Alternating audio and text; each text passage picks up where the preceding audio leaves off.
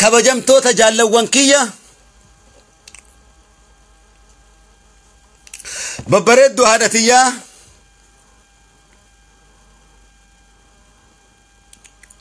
kabajamtoota ummata Oromoo hawwaniif maguddoon akkasumatti babbareeddu dargaggoof shamarran ummata Oromoo kan addunyaa tana gubbatti argamtan ana Woboo Force barcuma kiyya kabajamaa odaa bultum ana Dabbaal Mootii Gaaraati. Arraga wanni niin qabadhee isinii dhufe ibsa dammeessuutii fi kakaasuuti. Kun dabballee adda bilisummaa ummata Oromoo nuti miseensonni Woboo waraanni bilisummaa ummata Oromoo qabsaawotiin biyya abaaboo laal. Biitii abaaboo tun tami qabsaawotiin biyya abaaboo biitii abaaboo biyya ililli jechuu isin tun Oromiyaadha. Qabsaawotiin biyya abaaboo ja'a. Bilisummaa Oromiyaatiif akeekni tokkichi qabnu hin qurramamnu biyyaaf duunee lubbuullee dhabnu. Akeekkachiisaa fi akeeka keeyyata kun kaayyoodha ifa.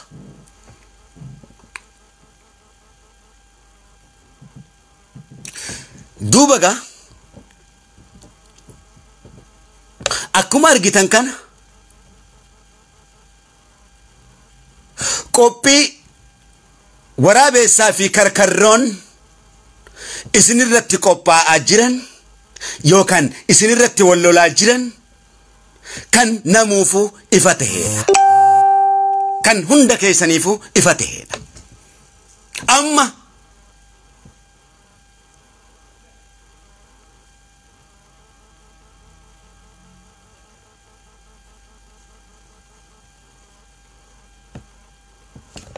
wanni nuti godhuu qabnu maali? Wayyaaneedhaa fi Biltsiginnaan wayyaaneen Tigraayiif lolaa hin jiru. Biltsiginnaanis Amaaraaf lolaa hin jiru. Eenyuuf wal lolaa jiran? Oromiyaadhaa fi isinirratti wal lolaa jiran. Biyya abaaboo tanarratti wal lolaa jiran. Naatu Oromoo nyaata, naatu Oromoo nyaataadha. Laal amma isin mangaagaa karkarrootii fi leencaa jidduudha jirraa jechuu keenya. Wal faraqatti isin nyaatan yookaan nu nyaatan.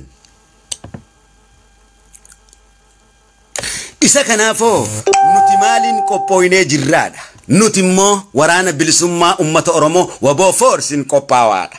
Ta'uu qabnas ta'uu qabas. Amma booda biitii guutuun fincila guddatti seentee jirti. Amma Biltsiginnaan nurratti jigu yookaan wayyaaneen nurratti jigu yookaan jalaa ka'uudha.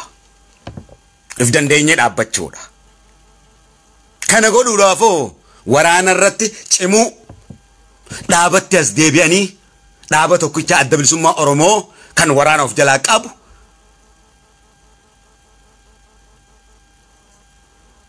irratti cimsanii hojjechuudha. Waayyuun kamiihu yoo kana ta'uu baate ammas booyichi dubbii Biltsiginnaa kanatti boonye ammas deebinee wayyaanee jennee ammas booyuun keenya kan hafa hin qabne hin mamsiisu kun ifa. Dhugaan jiru isa kana. Amma harka qullaa lollee jirra gaheeti jira. Marsaa maarrii yoo inni jedhamu kunis gaheeti jira. Amma waraana. Gadaan gadaa waraanaati. Bara re'ee hoolaa hin tahan. Bara hoolaatis re'ee hin tahan. Kana ummanni Oromoo cimsee beekuudha qaba. Warroonni qawween feene warroonni kaayyoo waraanaan feene hundi dhaabbachuudha qaban. Isa qabuutu qabatee fincaana waan ta'eef. Isa kana. Isa kana. Isa kana. Oromoon akka Oromootti of danda'ee dhaabbachuudha qaba. Kanuma ammas cimee dhaabni adda bilisummaa uummata Oromoo ABO'n baana. Waboon akka waboon cimaa ta'etti dhaabni adda bilisummaa uummata Oromoo cimuudha qaba. Dhaabni adda bilisummaa uummata Oromoo uummataaf abdii ta'uudha qaba. Waan hamilee namatti horu tokkummaadhaan dhufee keeyyata isaa ofitti haammataa ta'een eenyumaahu gara qabsootti aktivistis ta'e eenyumaahu dhugaa jirtu irratti walii galee ammaas kan kutaa tokkoon hin taane kaleessas kutaa tokkoo miti ammas kutaa tokkoo miti qabsoon kutaa tokkoon dalagu barcumni machaa kabajamee barcumni tuulamaa kabajamee barcumni odaa bultum kabajamee barcumni sii komandoo kabajamee barcumni boorantichaa kabajamee barcumni kujiidhaa kabajamee barcumni salaalee barcumni jimmaa kabajamee irratti hundi keenya wal geenye tokkummaadhaan yaada tokko irratti kan wal qeequu qabu kan wal qeeqnee wal sirreessuu qabu kan adeemsa uummata Oromoo ifate uummataaf ibsu kan abbaan tokkoo fi murteessine ta'uu danda'uudha qaba kan wal nu mormisiifne jechuu keenya isa kana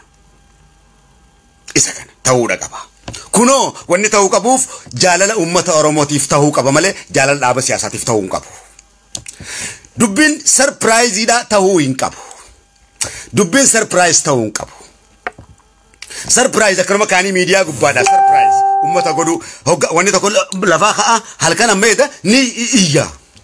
No inni kanaa kun hin dalagu. Inni kanaa kun hin dalagu. Inni kanaa kun tasuma hin dalagu. Tasuma hin dalagu. Uummata Oromoo fichisiisuudhaaf yoo ta'e malee tooftaa kanaan deemne amma inni tooftaan itti nyaadhamne kun shoora nama tokko shooratti wal nyaachuudha. Laal. Shoora anaatu beekaa dhaan kan kee uummata Oromoo hallayyatti galchine jechuudha. Kun hundi uummanni kun obseeti jira jechuu keenya. Kun hundi obseeti jira jechuudha. Uummanni kun uummata kana biyyee nyaachifne jechuu keenya. Laal.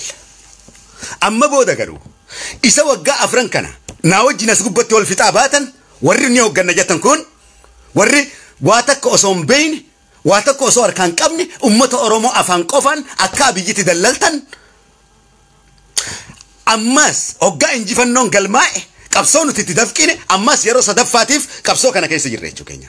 Yeroo takka wayyaaneedhaan gawwoomne gaafa 91 qabsoo itti dafqinee dhumne waraanni meeqa itti dhume akkasitti daaraa waraana godhanii uummata Oromoodhaatis hallayyatti galchan jechuu keenya. Ammas qabsoo jalarraa itti dafqaa dhufne qabsoo qeeroo bilisummaa Oromoo kana kan jiruuf jireenya keenyatti fixan kan qabsaa'oo meeqatti barbadeessine akka nuti qabsoo tana keessa hin jirretti warroottan hin jirre if jiraachisanii warroottan ni beeynaa isaanii beekan kan immoo akka hin beeyne of hin beeynu isaanii of hin beeyne ammas ka'anii shoora nama tokkootiin ka'anii uummata Oromoo hallayyatti galchan kanarratti wal mormaa guddaa nuufi isaan jidduutti ture jechuu keenya. Nu kana xiqqeessuudhaan qabsaa'ota gameeyyii jalaa uummata Oromootti dafqaa ture osoo jirru uummata Oromoo irratti akka nuti hin jirre nu fakkeessuudhaan olola social mediaadhaan propagandaan nurratti banuudhaan waraana bilisummaa Oromoo kan jiru teenya guutuutti itti xiqqaanne itti dalagaa dhufne shoora mataa keenyaatiin kan dalagaa dhufne qeeroo keenya kan jaaraa itti dafqaa dhufne tabaa'ala nu godhuudhaan as gubbatti maqaa keenya xureessuudhaan maqaa waraana bilisummaa Oromoo qulqulluu xureessuudhaan osoo nutu beeka ja'anii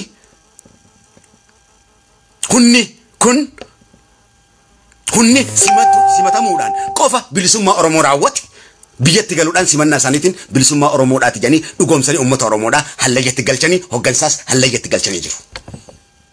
Uummata Oromoottiin himaa jira.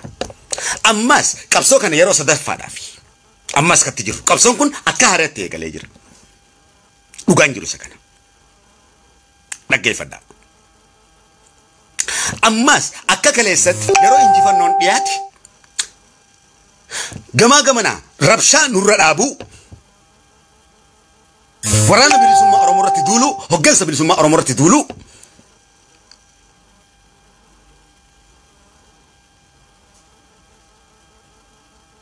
kan eenyumaafu hin eeyyamne ammas dursineeti cimsineeti hubachiifne gaafa wayyaaneen dhufe wayyaaneedhaaf harka dhawanii nu asitti gannaqanii deemanii mataa isaanii dantaa uummata Oromoodhaa hallayyatti galchuu nuti wanni qabsooynuuf mirga ummata bal'aa Oromoo aangoomsuudhaaf malee aangoo barbaada miti. Nuti wanni qabsooynuuf gibe kan Oromoo taasisu, warqii shakkisoo kan Oromoo taasisu, Awaash kan Oromoo taasisu, warqee Wallaggaa kan Oromoo taasisu, qabeenya daa'imman Harargeedhaatii fi risoorsii jiru hunda kan Harargeedhaa taasisu, qamadii Baaleetii fi Arsiidhaa kan Oromoo taasisu. Isuma kana. Isuma kana. Kanarratti kirkirii tokkollee murmaa tokkollee kan hin barbaachifneedha jechuu keenya. Amma akka Oromootti of dandeenyee dhaabbanne jechuu keenya kan wayyaaneen miliyoonni 4 of danda'ee lole Oromoon miliyoonni 50 of hin danda'u jechuun waan hin jirre. Malleen uummata Oromoo qabsoo irratti ba'uudha qaba. Maal irratti qawwee irratti ba'uudha qaba. Isuma kana. Waboo irratti ba'uudha qaba. Isuma kana. Miidiyaan akka miidiyaatti OMNs, ONNs, miidiyaa keellootis ni jiraachifna. Aktivistiinoo qabsoo irratti dammeessu qofa caasaadhaan marsaadhaan waamuun nu marsisiisu waan ta'eef qabsoo kara kanaatiin tasa hin milkooynu ni dhumna malee. Waan osoo biiti qawweedhaan loltu nuti harka qullaadhaan lolle jechuun uummata Oromoo gowwomsu deebinee ammas uummata Oromoo qawwee hidhachuu qabna. Kalaas warri qabsoo karaa nagaa gaggeessus qawwee qabaachuu qaba. Maaliif yoo karaa nagaatiin si hojii qabsaa'e karaa nagaatiin hojii qabsootu yoo qawweedhaan sitti dhufe qawweedhaan sirraa qolatta waan ta'eef. Isuma kana. Ilmaan Oromoo sirriitti dhaggeeffadha. Isuma kana. As keessatti immaas kunayyuu Wallaggaati. Kunayyuu Harargeeti. Kunayyuu Arsiiti. Kunayyuu Boranaati. Kunayyuu Maalooti. Kunayyuu Jimmaati. Ja'anii as keessatti waca nabbaruun tokkolleen kun hayyuu kiyyaan caalchifadha. Hayyuun kiyyamaa kana ta'an no. Hayyuun kan uummata Oromooti malee hayyuun gandaa tasa uumameen beeku. Hayyuun gandaa yoo jiraate hayyuu ta'uu hin danda'u akkuma seera addunyaa kanatti. Hayyuun gandaa tas namni gandatti amanu hayyuu ta'uu hin danda'u. Nama Oromummatti amanuu fi kaayyoo tokkotti amanuu qofatu hayyuu ta'uu danda'a. Ammas shoorri Kadiir qoftiin hin hojjetu. Shoorri Kadiir qoftiin hin hojjetu. Shoorri Arsii qoftiin hin hojjetu. Kana gubii gati. Shoorri Wallaggaa qoftiin hin hojjetu.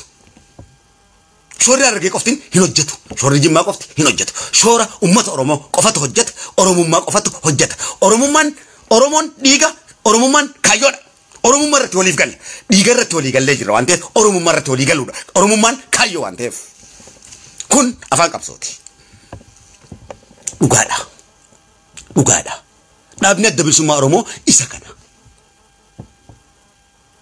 Kanuma.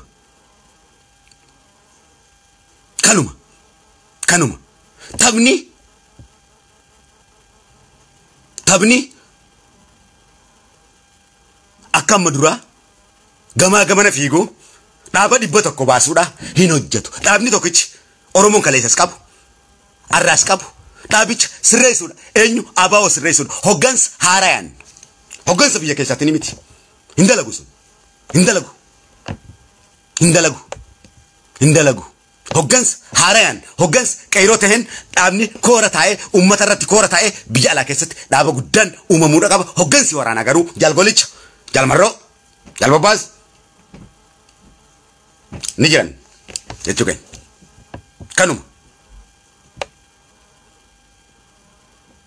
Kanuma hoggansi adda bilisummaa Oromoo akka malee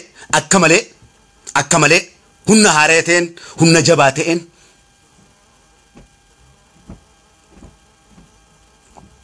lafaa ka'uu akka woobootti jabaatee jaaree ka'ee dhaabbachuudha qaba. ABO'n fedhii uummata Oromoo bal'aadhaati. ABO'n fedhii uummata Oromoo bal'aadhaati. Isuma kana.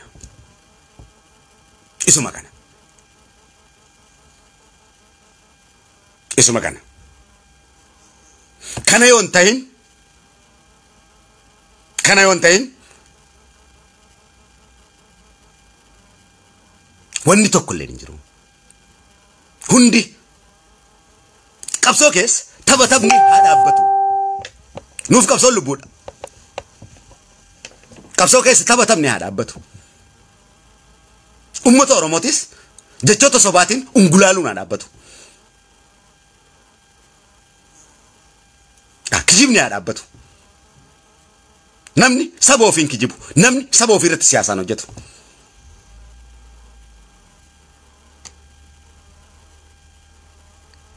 Kalaas.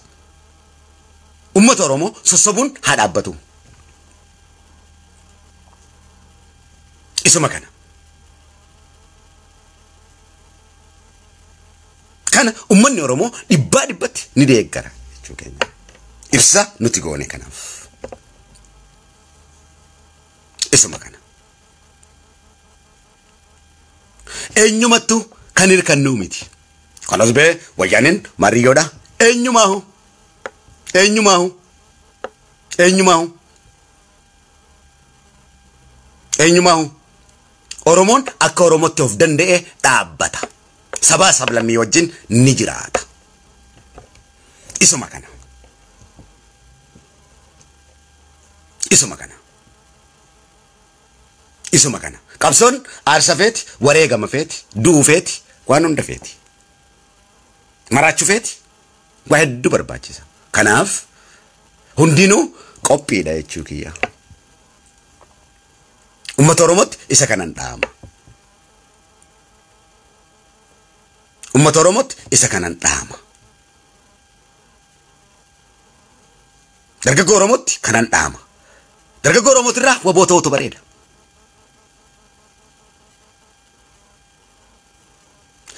Shamarran Oromooti irraa waboo ta'utu bareeda. Haawwan Oromooti irraas waboo ta'utu bareeda. Manguddoo Oromooti irraas waboo ta'utu bareeda. Ummata Oromooti irraas adda bilisummaa Oromootu bareeda. Dhaabni keeyyata heeraa fi seera qabu dhaabicha kana qofa. Isuma kana. Isuma kana. Dhaabicha ummatatu hoggansa. Hoggansa waraanaati miti. Hoggansi waraanaa jira. Hoggansi waraanaa humna lolaa qofa. Hoggansa bulchiinsa biyyaatiif qophaa'uudha. Nama dura dhaabbachuudhaaf hoggansi dhiyaachuu qaba. Dhaabichi dhiyaachuu qaba. Hoggansa jajjaboo ta'an kaafaa'oo keessaayis maal keessaayis bakkayyuu keessaa walitti dhufanii hojjechuudha. Dhugaan ummata Oromootiif hojjennu. Gosa dhibba dhaaba gosa dhibba uumuun ummata Oromooti siyaasaa hojjechuudha walirratti bitamuudha waan ta'eef. Sababiin amma dura dhaabni gosa dhibba wanni ta'eef walirratti ijaaranii walirratti waan bitaniif. Isuma kana. Isuma kana. Isuma kana.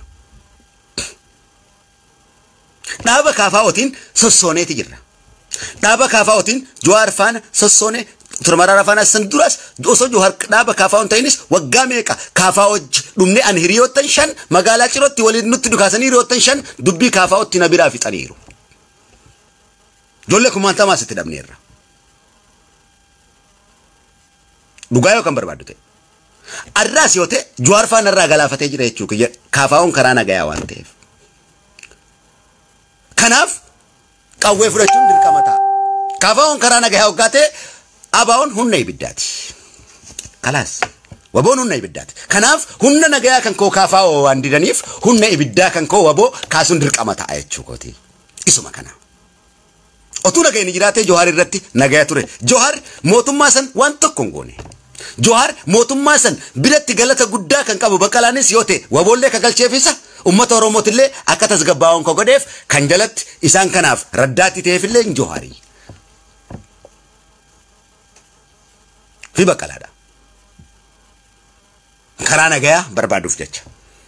Karaa nagayaa barbaaduuf jecha. Karaa nagayaa Jawaar barbaadu san funyaaniin isa dhawanii fuudhanii hidhanii taphaa ala isa baasanii jechuudha.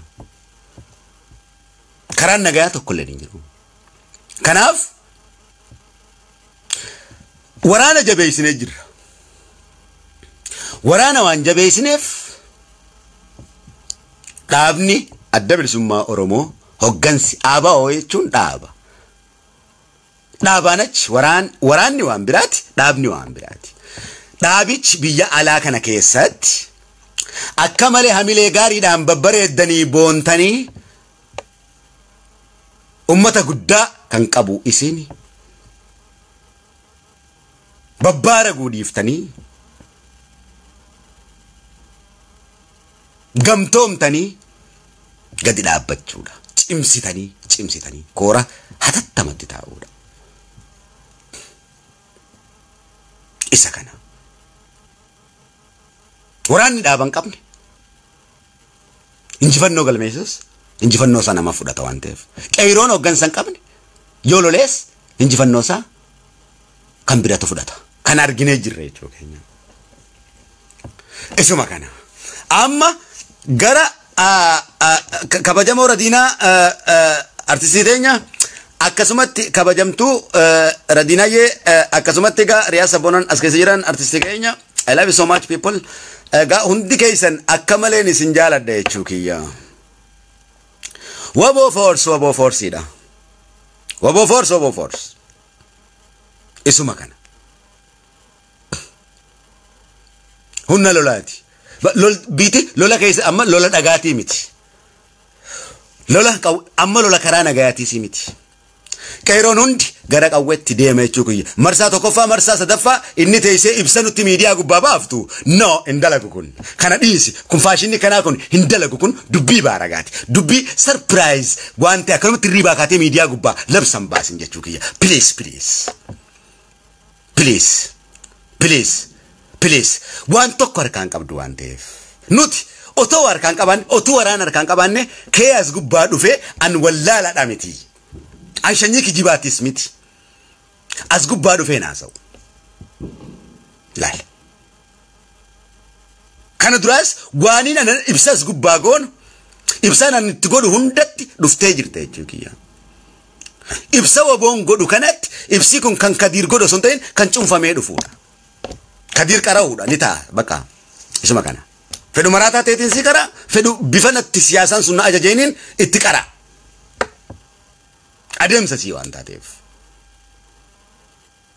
Afaan haasa'u kana sii galuu qaba. Afaan akkanumatti afaan sirrii kanatti natti haasa'uun hin jirtu kaa adeemsaanin sitti haasa'a waan ta'eef teeknikaanin sitti haasa'a waan ta'eef kan keessaa gurratu sii. Isuma kana.